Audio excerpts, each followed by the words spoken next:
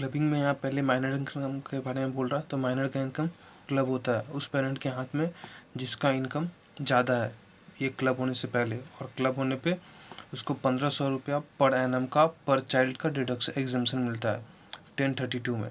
और यहाँ पे नंबर ऑफ़ चाइल्ड को कोई लिमिट नहीं है, कितना भी नंबर ऑफ़ चाइल्ड हो सकता है। लेकिन एक्सेप्शन में यहाँ आता है कि क्लबिंग नहीं होगा कब, जब बच्चा मैनसिंग होनी है, manual work, skill and talent, minor child suffering from disability. तो अब ये सब में माइनर के हाथ में ही इनकम क्लब, माइनर के हाथ में ही टैक्सेबल होगा, पेरेंट्स के हाथ में नहीं। और यहाँ पे एक चीज़ है कि अगर ये पैसा जो आया इसको कहीं इन्वेस्ट कर दिया गया और उससे जो इनकम आ रहा है तो वो फिर स्किल्स के लिए नहीं हुआ, तो वो फिर पेरेंट्स के हाथ में वापस क्लब होगा। 1500 को बता दिया, वंस क्लबिंग हो गया तो फॉर सब्सिक्वेंट उसी पेरेंट के हाथ में क्लब होगा अनलेस एओ अपॉर्चुनिटी दे रहा है अदर पेरेंट्स के हाथ में करने के लिए। और जो चाइल्ड मेंटेन कर रहा है इन प्रीवियस ईयर उसके हाथ में क्लब होगा। और माइनर मैरिड डॉटर अगर है तो भी अप्लाई होगा, note that the clubbing provision attract even हाँ। फिर अडॉप्टेड और स्टेप चाइल्ड में भी अप्लाई होगा। ऐसे ट्रांसफ़र टू स्पाउस को ट्रांसफ़र कर रहा है विदाउट कंसिडरेशन और इनएडुकेट कंसिडरेशन, तो भी जो टैक्स है वो एसएससी पे लगेगा, मतलब जो ट्रांसफरर है उस पे लगेगा। क्या income from such asset is received by the spouse, but tax जो है वो ट्रांसफरर पे लगेगा। अब यहाँ पे जो रिलेशनशिप उसका होना चाहिए हस्बैंड वाइफ का, वो दोनों समय होना चाहिए at the time of transfer of asset, at the time of generating of income. अब यहाँ पे SSC provision not applicable. Divorce, अगर डिवोर्स में हुआ तो ये प्रोविज़न उस समय नहीं लगेगा, अलाउड है डिवोर्स में, आपका मान ले जाओ। If house property is transfer by individual to spouse minor child. अब यहाँ पे डीम्ड ओनर का कॉन्सेप्ट है, मतलब अभी भी बात वही है, जो ट्रांसफ़र कर रहा है उसी के हाथ में क्लब है, लेकिन अब उसको क्लबिंग नहीं बोल रहा है, अब उसको डीम्ड ओनर बोल रहा है। यहाँ पे हाउस प्रॉपर्टी ट्रांसफ़र किया जा रहा है इंडिविजुअल से अपने स्पाउस को या फिर माइनर चाइल्ड को, not being minor married daughter, इसको इंक्लूड नहीं किया यहाँ पे। तो स्पाउस और माइनर चाइल्ड को इंक्लूड कर रहा है विदाउट कंसिडरेशन और इनएडुकेट कंसिडरेशन पे। तो जो ट्रांसफ़र कर रहा है वो खुद ही डीम्ड ऑनर हो जाएगा। तो वही बात वही है, बस क्लबिंग नहीं बोलेंगे। ऐसे ट्रांसफ़र टू सन वाइफ, अगर बेटे के वाइफ को दिया जा रहा तो रिलेशनशिप दोनों टाइम पे देखा जाएगा, और विदाउट और इनएडुकेट कंसिडरेशन पे है तो वो क्लबिंग जो ट्रांसफ़र कर रहा है उसी के हाथ में होगा। ट्रांसफरर टैक्स उस वही पे करेगा, इनकम उस एसेट से होगा उस पर टैक्स वही पे करेगा। Benefit of spouse and sons wife, तो टैक्स ऑन ट्रांसफर हैंड, जो ट्रांसफ़र कर रहा है उसी के हाथ में होगा, वही कहानी। फिर ये सब्सटेंशियल इंटरेस्ट फिर इसमें सब्सटेंशियल इंटरेस्ट में इसका जो परसेंटेज है वो 20 है कंपनी के लिए, फर्म एओपी वीआई के लिए भी।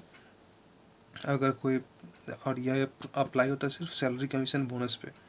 तो अगर एसएससी कहीं पे एसएससी का कहीं पे सब्सटेंशियल इंटरेस्ट है और वहाँ से उसका स्पाउस को सैलरी मिल रहा है तो वो क्लब हो जाएगा। लेकिन अगर टेक्निकल प्रोफेशनल क्वालिफिकेशन है और उसी की वजह से सैलरी मिल रहा है तो एप्लीकेबल नहीं होगा। और अगर किसी थर्ड पर्सन का, ऐसे हस्बैंड और वाइफ दोनों का सब्सटेंशियल इंटरेस्ट है तो जिसका इनकम ज़्यादा है एक्सेप्ट वो सैलरी का इनकम, उसमें उसका इनकम में इंक्लूड हो जाएगा वो, अगर दोनों का सब्सटेंशियल इंटरेस्ट है तो। यहाँ पे सिर्फ ऐसे ट्रांसफ़र किया, यहाँ पे सिर्फ इनकम ट्रांसफ़र किया, ऐसे ट्रांसफ़र नहीं किया तो भी ट्रांसफरर के हाथ में ही होगा। फिर यहाँ पे recoverable asset, revocable transfer, asset दिया बाद में उससे वापस ले लेगा तो ठीक है, ये पॉइंट ठीक है कि तुम वापस ले लेगा, लेकिन अब तुम्हारे पास तो ओनरशिप लास्ट में आ ही रहा है ना, तुम तो बोल ही रहा कि हम बाद में तुमसे एसेट ले लेंगे। हाँ, तो तुम्हारे पास, तुम अभी इनकम से टैक्स बचाने के लिए किसी और को ट्रांसफ़र नहीं कर सकता, इसलिए तुम्हारे ही हाथ में होगा, ट्रांसफरर जो ओनर है उसी के हाथ में होगा। लेकिन यहाँ डेथ के केस में अगर बोल रहा है कि तुम मरने के बाद देना, तब तो एक तरह से उसको ओनरशिप टाइप में दे दिया, ये है, ये भी रिवोकेबल, लेकिन ये प्रोविज़न यहाँ पे नहीं लगा, तब ट्रांसफरी के हाथ में टैक्स होगा। अब इंडिविजुअल है, अगर वो एचयूएफ को एसेट ट्रांसफ़र कर रहा है तो इंडिविजुअल के हाथ में ही टैक्स होगा, और आफ्टर पार्टीशन ऑफ HUF, अगर उसका जो एसेट है वो स्पाउस को मिल रहा है उसको, तो स्पाउस के हाथ में जो इनकम होगा वो वापस क्लब हो जाएगा ट्रांसफरर के हाथ में। इनकम के अलावा लॉस भी क्लब होता है। दूसरा कि इनकम पे जो इनकम होता है वो क्लब नहीं होता। जैसे ये अपना वाइफ को 10 लाख रुपया दिया, वो क्या कि उस पे उसको इंटरेस्ट मिल गया बैंक में जमा करने से 1 लाख रुपया।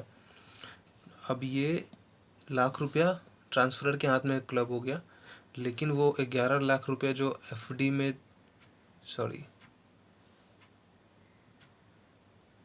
हाँ ये सही बोले, उसके बाद नेक्स्ट ईयर जो 11 लाख पे इंटरेस्ट मिलेगा 1,10,000, तो 1 लाख तो वहाँ जाएगा, लेकिन 10,000 जो होगा वो क्लब नहीं होगा, वो वाइफ के हाथ में जाएगा।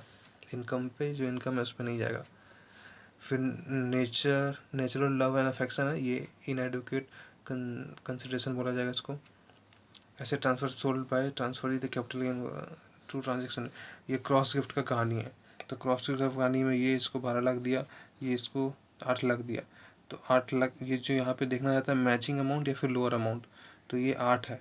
8 पे जो इसको 9 एडजस्ट, ये जो मैचिंग अमाउंट है वो उसके सामने जिसको ये इसको दिया तो इसको क्लब हो गया, ये इसको दिया इसको क्लब हो गया 48। अब ऐसे भी किसको क्लब हो वो इग्नोर मारो, जो मैचिंग अमाउंट है वो इंडिविजुअल के हाथ में क्लब हो रहा है।